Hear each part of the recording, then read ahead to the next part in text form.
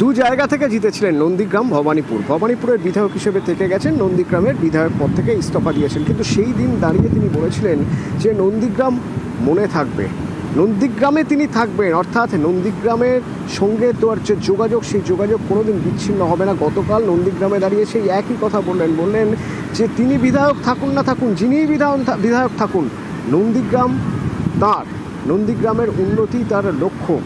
রেলপথের মানচিত্র, সেই মানচিত্রে নন্দীগ্রামকে জোড়ার জন্য উদ্যোগ নিলেন। দেখা গেল মুখ্যমন্ত্রী শুভেন্দু অধিকারী একরকম কল্পতরু।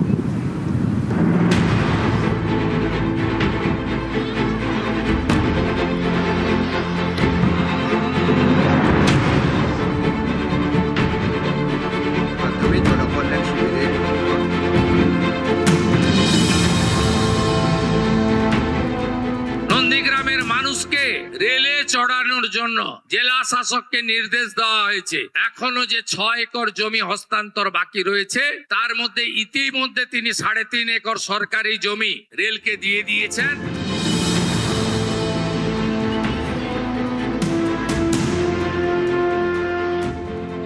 নন্দীগ্রাম এখানকারই বিধায়ক, তারপর রাজ্যের মুখ্যমন্ত্রী হয়ে নন্দীগ্রামে এসেছিলেন শুভেন্দু অধিকারী। এবার নন্দীগ্রামের উন্নয়নে কল্পতরু। বিগত দিনে সাংসদ বিধায়ক হিসেবে যে পরিষেবা আপনাদের বন্ধু শুভেন্দু তার কাছ থেকে পেতেন, বিধায়ক যেই থাকুন, যেই সাংসদ থাকুন না কেন, আমি নন্দীগ্রামের ক্ষেত্রে অঙ্গীকারবদ্ধ। নন্দীগ্রামের মানুষকে রেলে চড়ানোর জন্য জেলা শাসককে নির্দেশ দেওয়া হয়েছে। এখনো যে 6 একর জমি হস্তান্তর বাকি রয়েছে, তার মধ্যে ইতিমধ্যে তিনি 3.5 একর সরকারি জমি রেলকে দিয়ে দিয়েছেন। বাকি 2.5 একর জমি পারচেজ করে রেলকে দিয়ে দিলে আগামী কয়েক মাসের মধ্যে আপনাদেরকে আমি রেলে চড়াতে পারবো, এই বিশ্বাস আমার আছে। হলদিয়া নন্দীগ্রাম সেতু নির্মাণ, এটি আমাদের বড় কর্মসূচি। ফোল্ডার সেতু আমরা করব, যাতে জাহাজ চলাচলে কোনো অসুবিধা না হয়। এর বাইরেও এইচটি ক্যানেল সংস্কার সহ কাঠের ব্রিজগুলোকে পাকা ব্রিজে পরিণত করা। হলদিয়া উন্নয়ন পর্ষদের একাধিক উন্নয়নমূলক কাজ ইতিমধ্যে অনুমোদিত হয়েছে। কৃষকদের ক্ষেত্রে, পানীয় জলের ক্ষেত্রে, রাস্তাঘাটের ক্ষেত্রে, বিদ্যালয়গুলি সাজানোর ক্ষেত্রে, আইসিডিএস সেন্টারগুলি নতুনভাবে তাদের যে প্রয়োজনীয় ব্যবস্থা দেওয়ার ক্ষেত্রে আমরা নানা সিদ্ধান্ত নিয়েছি।